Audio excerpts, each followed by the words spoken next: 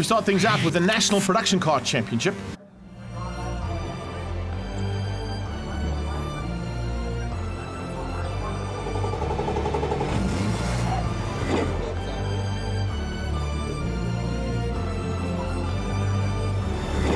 Thumbs up all round, red lights are on, and Rob Portman joins me in commentary for the National Production Cars here at the Sasol Race Day.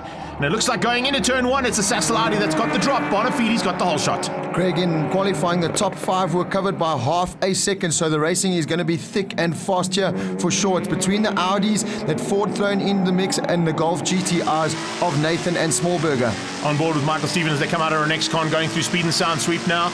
It's all about the Audis at the front end, but look how hard Michael van Rooyen is pushing right from the word go. On his outside, here comes Nathan, and the two of them are very evenly matched heading in there. Look out for Michael Stevens trying to keep them out. He does just that, but there's a lot of pressure being applied from the back end. We saw down in East London, Van Rooyen was really on the pace in that Chef Cruise, picking up one of the race wins, so he really wants to, we've got to slide further down the field. That looks like one of the BMW drivers, just that turn 4, so easy to do that, carry too much speed, and the car comes round. Now, also cold tyres there on the KLX BMW of Paul Hill. He got all wrong. Speaking of getting it all wrong, looks like Michael van Rooyen just got a little bit of help there from Stephen. Yeah, he's not going to be happy about that. Famato's got through too.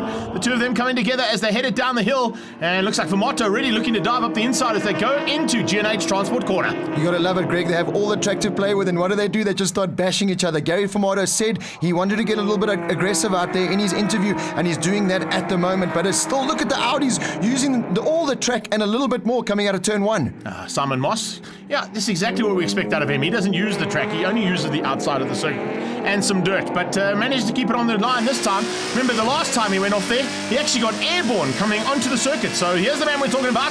Simon Moss in second place, looking to close down on Bonafide, but he's got some work to do. Bonafide seems to have it all sorted out. He's got that Audi set up perfectly. He's got that Sasol race fuel in the car, and it is pulling him right out front. And this is them returning Gary Famato in that turn 1 Ford Focus. So going up the hill, he's going to try and get in the slipstream and do it on the brakes at the top of the hill. Doesn't look like he's got the pace at the moment. It's still Simon Moss in third, but he's got another very fast Michael Stephen in an Audi right on his tail. Now Moss is under pressure, massive from Henny Groenewald. Groenewald goes through.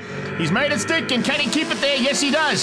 So Simon Moss demoted down into the clutches now of his teammate, and looking just behind there. In fact, it is Gary Famato also sneaking through and making a bit of a maneuver. Moss is falling by the wayside. Michael Stevens sneaks up alongside him, gets into G&H corner, and overtakes his teammate, demoting him and putting him into the pressure that was being applied by Famato. Right, we've got 4 Audis out front and a very hard charging Gary Famato just behind him. And there's another. That's one of the Golf GTRs who gets it all kinds of sideways. He manages to make it into turn 2. I think that was the big man, Graham Nathan. So we're seeing so much action there in turn 1. The guy's using all the track and a bit more. Niaz Modak leading things out in the Class X category. Good effort there from him, and Blichnote on his tail. The two freaks having a super run in the Mazdas, but at the front end it is thick and fast, as you said it was going to be.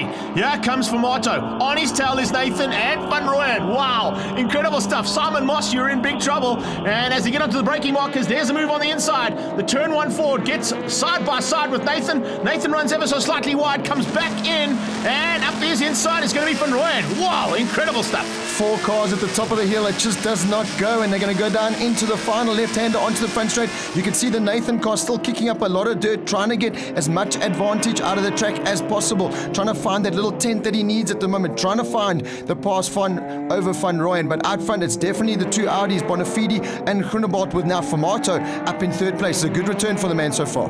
Great effort there, and pushing hard.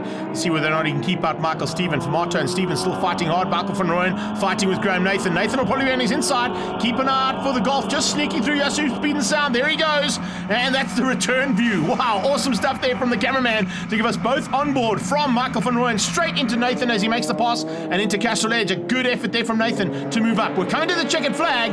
It's Groenewald trying to keep out Michael Stephen. This is for third place. That is first place. That's the gap that Bonafide was able to pull. What an amazing drive this has been from the DJ. Gennaro Bonafide really has controlled the race, puts it sideways as he comes to the checkered flag. Henny the flag, waving frantically. Looks like Henny Groenewald is going to hold off the challenge of Michael Stephen to pick up third. The battle is definitely between Famato and Simon Moss, with Graham Nathan just behind there, and Michael van Rooyen edged out there in 7th place in his Chef Cruise. Confirmation there, and a great start to the Sasol race day, with both the Sasol Racing Team Audis ahead of the rest of the pack. Bonafide taking the win.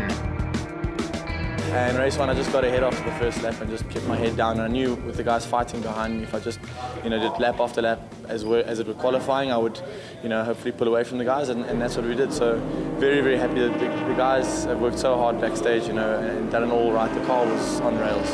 So massive thanks to VM Innovations and the Audi Sassel Racing team. And once again, it's great to do it on a day like this, the Sassel Race Day. We start thinking